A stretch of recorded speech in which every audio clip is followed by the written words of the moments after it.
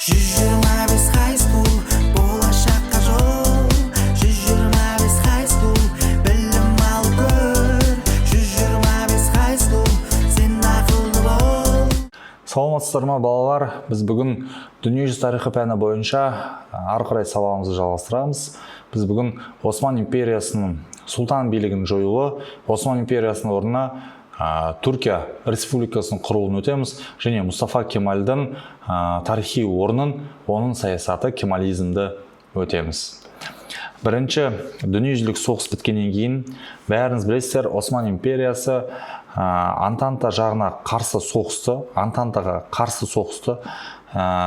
Түркия төрттік одақтың құрамында соғыс ұтылғаннан кейін өте үлкен шығынға ұшырады. Севр келісімшарты бойынша ұтылғаннан кейін контрибуция төлейтін болды.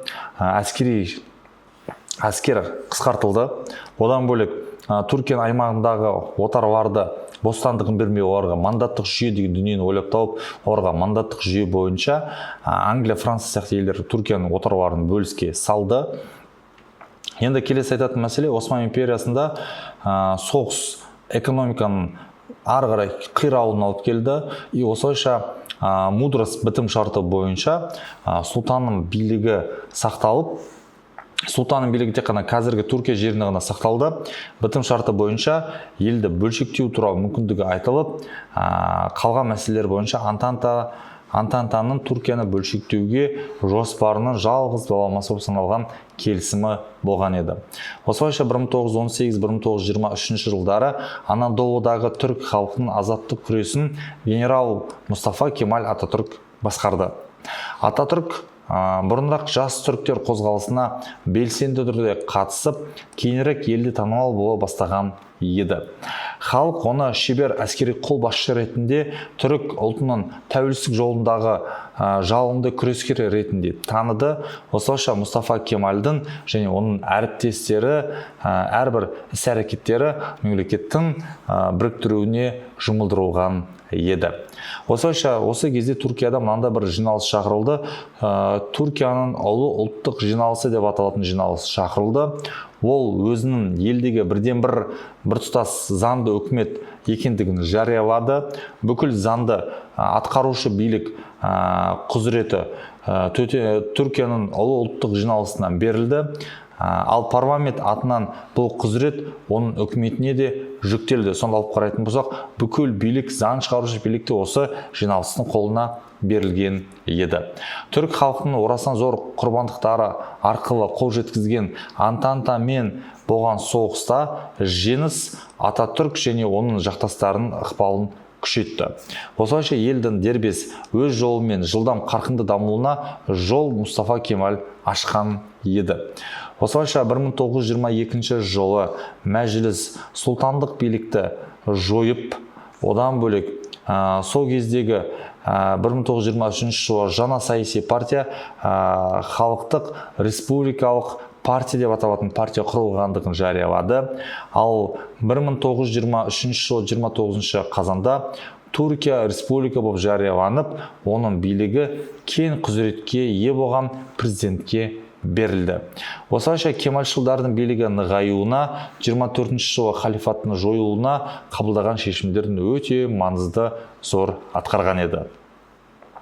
Осы аталған шаралардан кейін ескі саяси жүйенің толық күйрегендігін, жаңадан құрылған партия, жаңадан құрылған мемлекет, жалпы Түркия мемлекетіне зайырлы республика болып жарияланды. Келесі айтатын маңызды бір мәселе, бұл жерде Лозанна келісімшартына тоқталатын болсақ, 1922 жыл қарашадан 23 жыл шілде аралығында Түркияның Антанта елдерімен қатынасын реттеуге тиісті келісімшарт болған. Бұл келісімшарт бойынша Түркия тәуелсіз мемлекет екендігін халықаралық деңгейде мойындауға қол жеткізген құжат болып саналады. Бұл ұбт-дан келуі мүмкін. Түркияның тәуелсіздігін мойындаған келісім қандай десе, Лозанна келісімі деп белгілеулеріңіз керексіздер. Енді картаға қарайтын болсақ, Түркияның жері мына бізде Стамбул аймағы Англия мен Францияның ықпалына кетті. Мына жер бізде Италияның аймағы ретінде, мына жер Францияның аймағы ретінде кетті.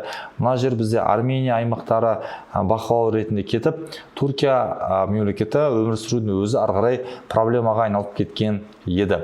Осылайша Түркия мемлекетінде мынандай бір экономиканы құрудың оңтайлы жолдары құрылып, елді мекендер аймақтарында темір жолдар салынып, өндіріс орындары ашылды. Шетелдік темекі монополиясы режимді мемлекеттік меншікке өткізді. Отандық банкты құрды. Экономикалық саясаттың басты мазмұны этатизм деп аталатын саясаты болды. Халықтық республикалық партияның құралатын 6 негізгі принципі бар еді. Сол 6 принципіне біз тоқталуымыз керекпіз. Енді бұл принциптердің ішінде ең маңыздылардың бірі этатизм болды. Жалпы этатизм деген сөз мағынасы французша мемлекет деген мағынаны білдіреді. Яғни бұл кезде мемлекеттің қоғамның экономикалық, әлеуметтік, мәдени өмірінде ғылыми және басқа да салаларына жалпы мемлекеттің күшейту саясатын ұстанған еді. Бұл этатизм саясаты деп аталады. Этатизм мемлекеттік капитализмнің түрі ретінде шетел капиталының әрекет ету аумағы ретінде таралуға мүмкіндік беретін түркі ұлттық буржуазиясының ықпалын нығайтуға жол ашқан келісім болып саналады.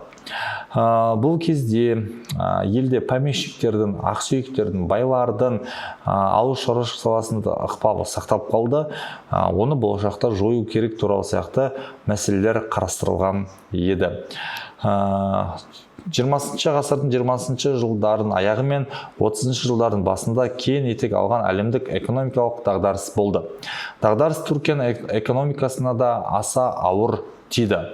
Осындай қиын кезеңде үкімет бар жауапкершілікті өз мойнына алуға кірісті.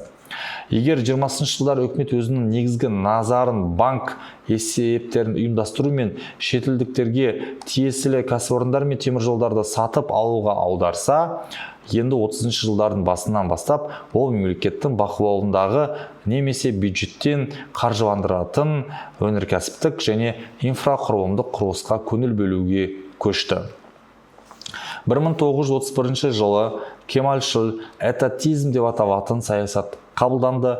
Бұл саясат бойынша дәулетшілік деп аталатын еді түркше. Бұл концепцияның түпкілікті тұжырымдамасы елдің экономикалық өмірін мемлекеттік реттеу әрекеті арқылы басталды. Яғни этатизм саясатының ерекшелігі мемлекеттің экономикасын мемлекет өзі реттеп отырды, бағамды өзі тұрақтандырып отырды. Бұл саясат тарихта этатизм саясаты деп аталады. Түркше дәулетшілік деп аталады. Аздап байқала бастаған экономикалық өрлеу ұлттық буржуазияның және онымен байланысты топтардың жағдайын нығайта бастады. Кемалшылдар қоғамдық өмірді түбірлі өзгертуге бет бұрды. 1923 жылы елдің астанасы Стамбул қаладан Анкараға көшірілді. Бірқатар іс-шаралар мемлекеттің істерін діни істерден бөлу әрекеттеріне арналды. Діни мектеп пен дін мемлекеттен алшақтады. Түркияны 6 ғасыр бойы билеген Осман әулетінің мүшелері елден қуылды. Дін істеріні вакыфтар жөніндегі министрліктер жойылып, діни топтар өздеріне тиесілі байлықтан айырылды. Барлық медреселер жабылып, оқу орындарында бақылау жасау ағарту министрлігінің қолында жинақталды. Діни қызметкерлерден сот актілері алынып тасталды.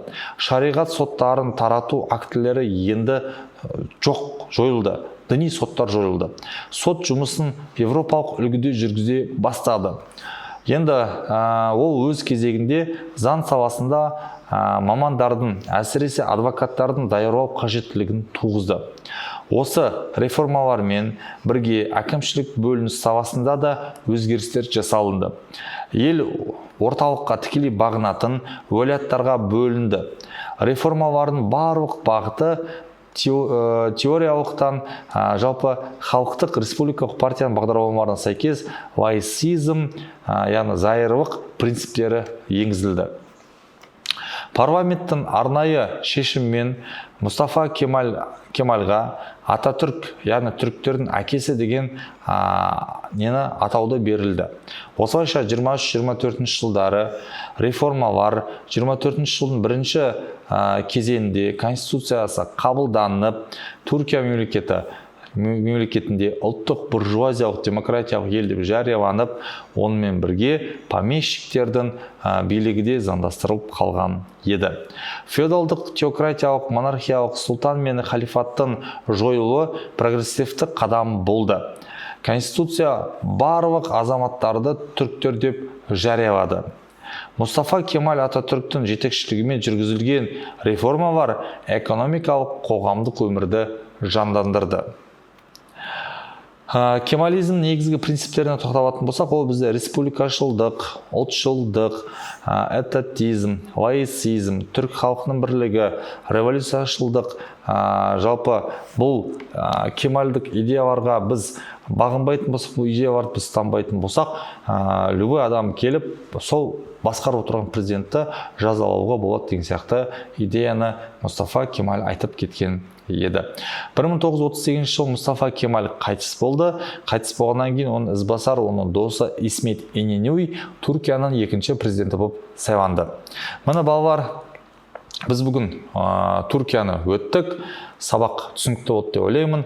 Келесі сабаққа дейін кездескенше сау болыңыздар. 25 high school.